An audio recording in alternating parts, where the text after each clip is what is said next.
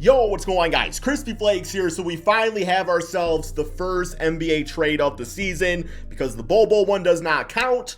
And also, there has probably been some other trades that I am forgetting about, man. So yes, we got Woj, a Woj bomb. It's more like a little firecracker, little sparkler, man, because next Thursday is the trade deadline and also the NBA All-Star Draft.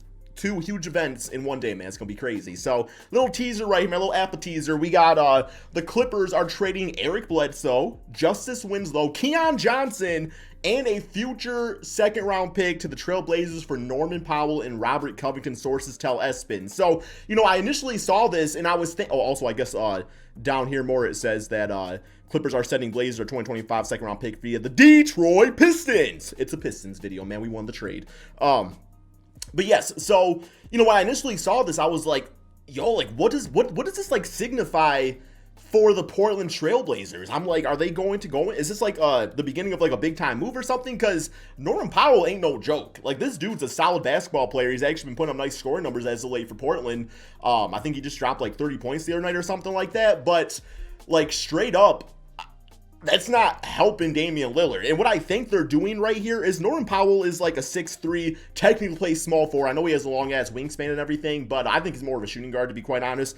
So what I'm thinking is, the idea is, well, they already got CJ McCollum, who they should probably look to trade away at this point, I would think. But Anfernee Simons is the guy you need to start. So I'm thinking they're going to go with Anfernee Simons and Damian Lillard for the backcourt, going forward.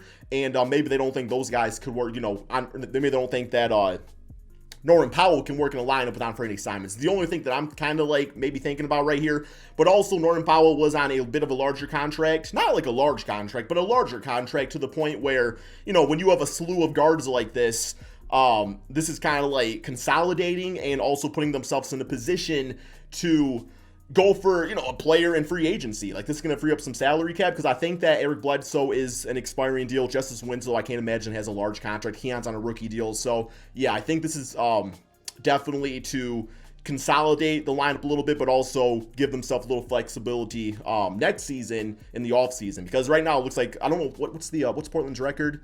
Right now they are currently 21-31, so not a great basketball team. So definitely more of a move to kind of like set them up for future success, or at least flexibility, which in years past, the Portland Trailblazers have been like notorious for just not having that. Like, they just don't have that flexibility to them, man. So, real quick here, I want to check out the players that are kind of like flipping around right here. So if you are a fan of the team that traded for one of these guys, you're kind of getting an idea who you're getting. So here we got Norman Powell, Stormin' Norman, 6'3" shooting guard and small forward.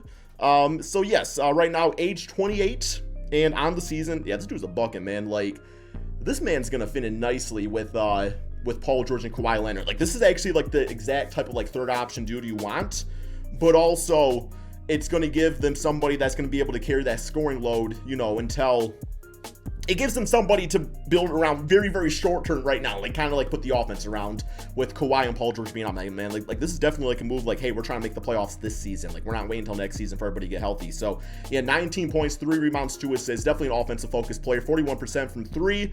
Career at 38%. So, yeah, man, the man gets buckets. That's what he does out there. And I think he definitely should be a starter and everything. So, I don't see any reason why he would come off the bench. But yeah, I want to look at his contract real quick here, just so you guys can get like a better idea of that if it's going to tell us. So yeah, right here, man, he's getting paid $15 million this season, 16 next, 18, 19, 20. So it's a 4-year, $42 million extension. Not a ridiculous amount of money, but also enough where that's going to be enough for Portland to do something with, in the offseason. And I think another one of my subscribers mentioned it keeps them out of like the luxury tax or something, which is important, but at the same time, I don't feel like you get rid of a guy that talented just to stay under the luxury tax, so I feel like there's more to it. I think it's just kind of set up for the future. So who else traded hands here? So going to Portland, you got Eric Bledsoe. I could see Eric Bledsoe getting bought out, especially if he's on an expiring deal. What is this deal right now? His contract. So 2022-23. Okay, so I think that might be an option on that contract right there. That might be a player option or a team option. But regardless, I guess in the short term, with Damian being out, you can run it with Anfernee Simons, Eric Bledsoe. But I think ultimately speaking, Eric Bledsoe is probably going to end up being like a bench player. He's gonna always be a reserve. Maybe you can mentor Dennis Smith Jr. a little bit or something, man. So yeah, on the season, he's averaging 10 points, 4 rebounds, 4 assists, and that's starting a significant amount of games, man. Starting 30 games, so those are pretty mid numbers if you ask me. Like I said, buyout would be nice, but I don't think you would do that. I don't think you would. You probably would maybe trade him or something. It depends if you got a team or player option for next season, but yeah, you wouldn't like. Yeah, man. So who else to get? Justice Winslow. I haven't heard about him since the Miami Heat. I've heard his name, but I haven't heard about him. You know what I'm saying? Like, I thought this dude was going to be like Lamar Odom at point guard, man. I really thought he was going to be that. But yeah, 4 points. Yeah, he ain't really doing nothing. 17% from 3. Probably will not be with the team or in the rotation, or maybe, you know, maybe ends up playing good basketball. Who knows, man? And then we got Keon Johnson. So Keon Johnson, this is actually... This is kind of what I'm feeling about, like, consolidation, right? Like, Norman Powell is good right now. A guy like Keon Johnson could be good, you know, like, in the future, man. Like, he's only 19 years of age and everything. And, yeah, I don't know too much about his game outside of, like, I you know, like, when he was in college and stuff like that. I think he was more like an athletic overall player. I don't remember where he was drafted at exactly. But I remember him being, yeah, Tennessee. I remember him being a very athletic player. I thought he had maybe not a polished three-point shot, but potential for it, which is kind of like what you're seeing with his stats right here at about 27%, but that's only off of less than 1 attempt per game. Maybe his per 36 will tell us a bit more. So per 36, bad indicator by way of skill, especially early on, especially for potential. But yeah, man averaging 5.6 fouls. Okay, that's not great. 14 points, 6 rebounds, 4 assists. So yeah, athletic-based type of player, shooting guard, obviously. So yeah, man.